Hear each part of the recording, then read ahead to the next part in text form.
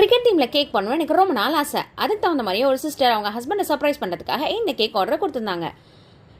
கேக்கில் சிஎஸ்கே கலரில் டிஷர்ட் இருக்கணும், அந்த டிஷர்ட் பின்னாடி அவங்க ஹஸ்பண்டோட நேம் இருக்கணும், பேட்டு பால் ஸ்டெம்ப்பு, ஒரு ஹியூமன் கையில் பேட் இருக்க மாதிரி எப்படியாவது ஒரு லோகோ ரெடி பண்ணி கொடுங்க, கூடவே ஒரு சீக்ரெட் மெசேஜும் வேணும்னு சொல்லியிருந்தாங்க. ஃபாண்டன்ட் ஒர்க் எல்லாத்தையும் மேலே வைக்கிறனால சீக்ரெட் மெசேஜ் வைக்க முடியாது, ஸோ அதை நான் கேக்கோட கீழே வச்சு கொடுத்துட்றேன்னு சொல்லியிருந்தேன். ஸோ அவங்க கேட்ட மாதிரியே கேக்கெல்லாம் ரெடி பண்ண ஆரம்பிச்சிட்டேன். அவங்க க்ரீம் ரொம்ப கம்மியாக வேணும்னு சொல்லியிருந்தாங்க. ஸோ க்ரீம் கம்மியாக எக்ஸ்பெக்ட் பண்ணனால கலரும் பெருசாக எக்ஸ்பெக்ட் பண்ண மாட்டாங்கன்னு நினச்சி நானும் கலரை கம்மியாக போட்டு கேக்கெல்லாம் ஃபினிஷ் பண்ணி ஃபோட்டோ எடுத்து அனுப்புனா அவங்க கடைசியில் இது கிரிக்கெட் டீம் மாதிரி எனக்கு ஃபீல் ஆகலைன்னு சொல்லிட்டாங்க.